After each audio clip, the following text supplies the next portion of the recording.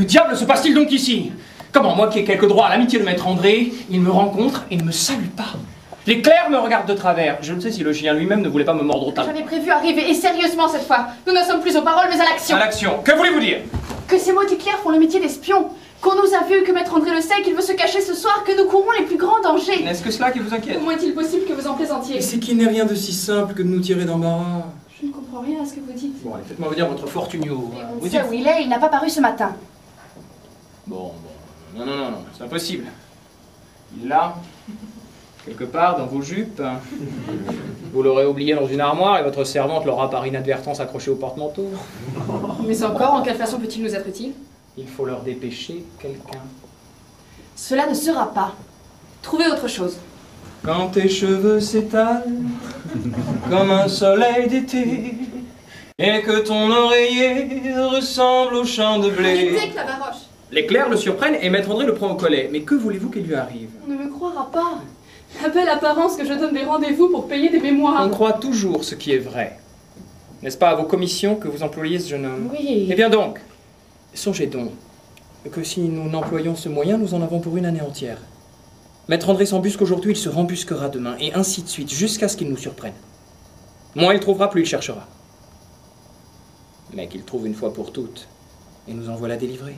Il serait plaisant qu'une femme ne puisse prouver qu'elle est innocente quand elle l'est. Allons, prenez le papier et le crayon que voici. Vous n'y pensez pas, Clavaroche? C'est un guet-apens que vous faites là. Quand l'ombre et la lumière dessinent sur ton corps des montagnes, des forêts et des îles au trésor. Que je t'aime, que je t'aime, que je t'aime. Quand ta bouche se fait douce, quand ton corps se fait dur, ta pudeur dit non d'une toute petite voix. Écrivez donc, je vous prie.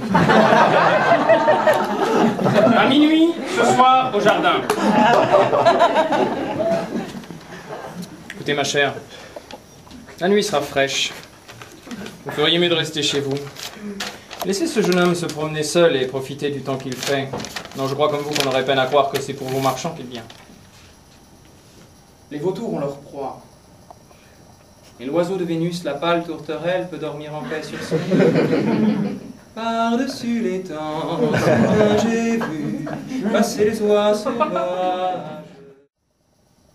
Remplir de doute et d'espérance, un cœur jeune et prêt à souffrir.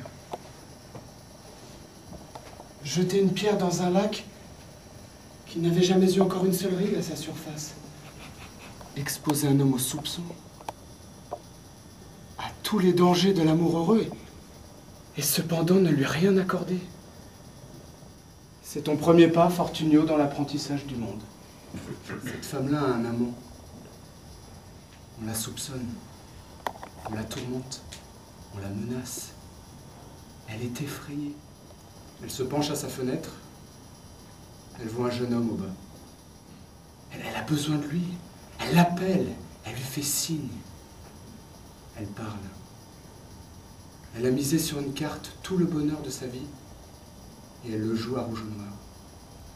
À rouge ou noir. Pourquoi s'est-elle adressée à moi? Savait-elle donc que je l'aimais? Mais si elle savait que je l'aimais, pourquoi? Parce que cet amour rendait son projet plus facile.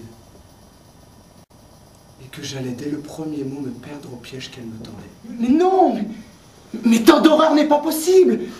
Une femme ne saurait être une statue malfaisante, à la fois vivante et glacée. Non, Jacqueline n'est pas méchante. Il n'y a là ni froideur, ni calcul. Elle ment, elle trompe. Elle est femme. Elle est coquette, railleuse, joyeuse, audacieuse, mais non infâme, non insensible.